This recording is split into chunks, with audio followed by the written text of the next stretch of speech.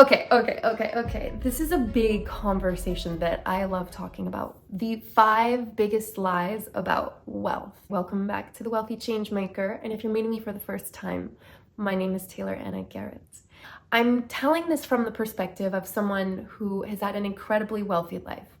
And this wealthy life has included having material money and then losing it all when I was younger, and having to live off food stamps, and then being able to build my wealth again in a completely different, revolutionized, alchemized way.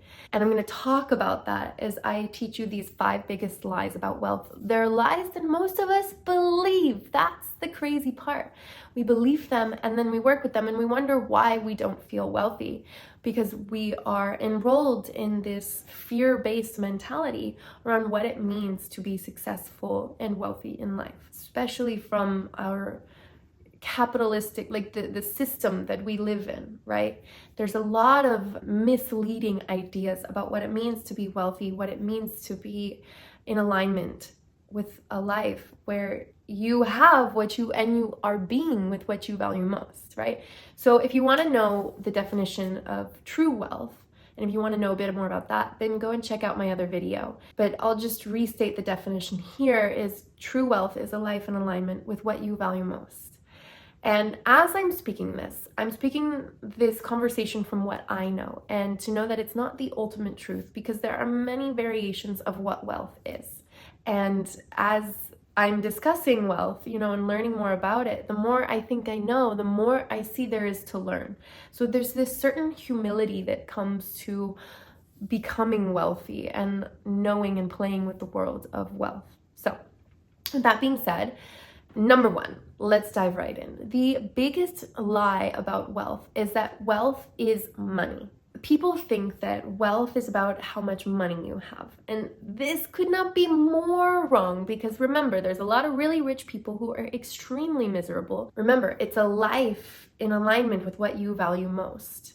Now, the you is what we want to remember we're talking about. Is it the you that wants the nice haircut, to get the good looks, to get the guys or the girls hitting on you, or to get the compliments, to get the $100,000 month? Wealth has nothing to do with that if we are feeling that we are operating from a place of fear, and we're on the edge of burnout, and we're in a hustle. And then I'll ask you this, is do you think wealth existed before our current monetary systems, thousands of years ago? And if it wasn't in the form of money, but rather bartering, wealth truly doesn't have to be connected to money. While money can support you in embodying wealth, it is not directly necessary for having wealth. That brings us to lie number 2. It's about things and assets, having assets. It's this idea that wealth is from a material world. It's the nice car, it's the big house, it's the cook in your kitchen, that chef. It's all this idea that wealth comes from material. This is the surface layer of being human that is so far removed from the actual experience of wealth. Think of that time when maybe you went on a really nice date, or you had a really nice vacation, or you got this really nice house. I myself grew up in, we had the foreclosure when I was 13 years old and had to move into another house. And then we moved back into another house, and this house was almost identical to the one that I grew up in, the one where my parents had lots of money, bought me a horse, bought us all of the technology, the computers, the Guitar Hero games, the vacations to Florida's Keys for a month. When we lived in that house, we were afraid to pay. We thought we couldn't pay bills every month. I was taking out loans to help my parents make money in college, to pay their rent.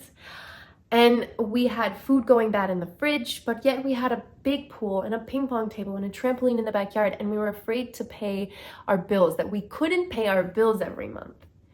And I saw my parents in this state, and it just became very clear that the material world does not mean we are wealthy. We can have all this stuff and feel such fear and so undeserving of it. So as we're understanding the lies about wealth, we can see that what I have has very little to do with me being wealthy. Bob Marley is another really great example who talks about wealth from such a deep lens of embodiment. It being the relationships, the expression of my true self through me, right? feeling that it's safe to be me and express and sing or play or draw or paint and express that to the ones that I love most without fear of condemnation and judgment, but rather with an openness to how people are going to experience me, right? So that's lie number 2. Okay, lie number 3. I love this one. I love it, I love it, I love it. And this one used to piss me off so many times. It's greedy to be wealthy. It's greedy to be wealthy. In the change-making world, the impact-driven world, the peace-building world, there's this weird relationship with money and wealth specifically, where people think that if I have wealth, I am greedy, right? I should be giving it to this organization over here, or these children in a famine in Somalia. I should, while there are people suffering and there's poverty in the world, I should have only this much money. And when I was in France, when I was in Strasbourg one time, and I was talking to this girl who told me that we should have a maximum income. Everybody in the world should have maximum income, and then there would be no problems. The thing is when we think about capping our wealth, one, that's just such a narrow mind of, like, it's such a gross feeling to say I can only make 3,000, 5,000, 10,000 a month. That being said, as we understand that there is a lot of, because of this materialism belief associated with money, there's this feeling people get that it can be taken away and they want to just hold on tighter. And that's where greed comes from, is it's this fear of loss, this fear of having nothing. Greed is building money in a way that is afraid of losing it. It's really a codependence. Greed is all about a codependence, right? It has nothing to do with I'm better than you. In fact, this hierarchy that comes with wealth is extremely misleading because it's a false notion of separation between other people and other people, or the land and the people. And so when we're talking about wealth, it's nothing to do with greed. In fact, it's quite the opposite when we're embodying a true level, a true frequency of wealth. Wealth at its core is loving, wealth is giving, wealth is generous, wealth is expressive, wealth is so beautiful. And it feels very freeing because it's okay to lose because I know I will get back more, right? That's what investors know. I give money now to build my money later. Wealth is not greedy, and we get to let that one go. Number 4. Ooh, this one was drilled in my brain. Number 4 is, in order to achieve wealth, we need to work hard for it. Oh, so good. I'm reading Rich Dad, Poor Dad right now.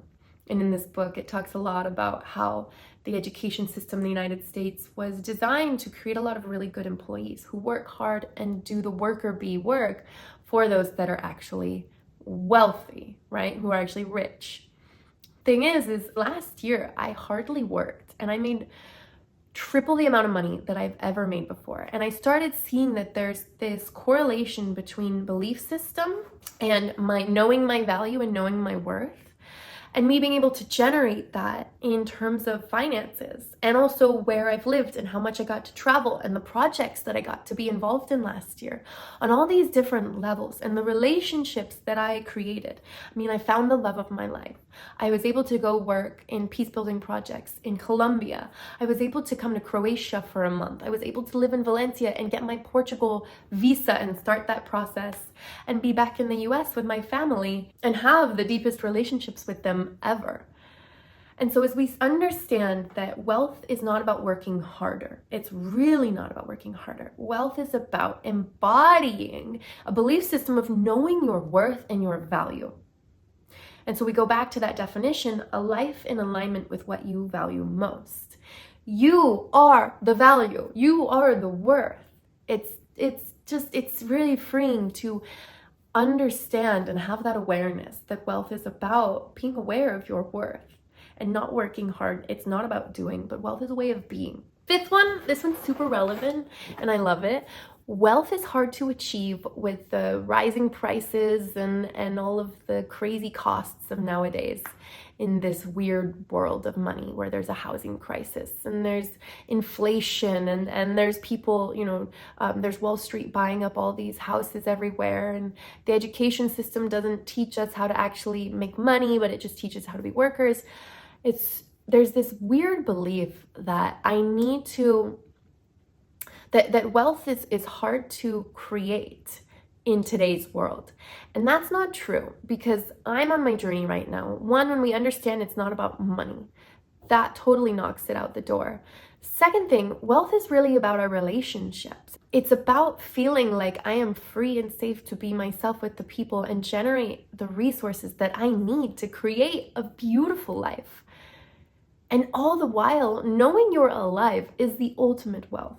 And so creating wealth in today's world, creating even money, is easier than ever before, because we have access to these technology things with the world at the tip of my fingers, and there's AI, and there's so many different ways. And so wealth is not hard to achieve in today's world. It's just a matter of, are you willing to deprogram what you think is true about this world and yourself, to be able to go out there and create the value, to give what you came to get, and then to build on that in a way that is an investment in yourself. And as you're investing in yourself, you're investing in this world. And when we can start to have this awareness, wealth becomes almost effortless to make, and to create and to embody, because we understand that it's so much deeper than doing and having money. But wealth is a way of being that is to be embodied by me being in alignment with myself and what I value most, and knowing my worthiness. That is just an incredibly powerful awareness to have. And that in itself is a privilege to know and a wealth to know. So with that being said, tell me which of the 5 lies you get caught up in the most, that is the most challenging for you. And let me know what your questions are about it, and I'll create some more videos for you. With so much love and light, subscribe to my channel if you haven't already and you want to hear more, or give this video a thumbs up if you liked it and want to help it get to more people. And I look forward to seeing you next time.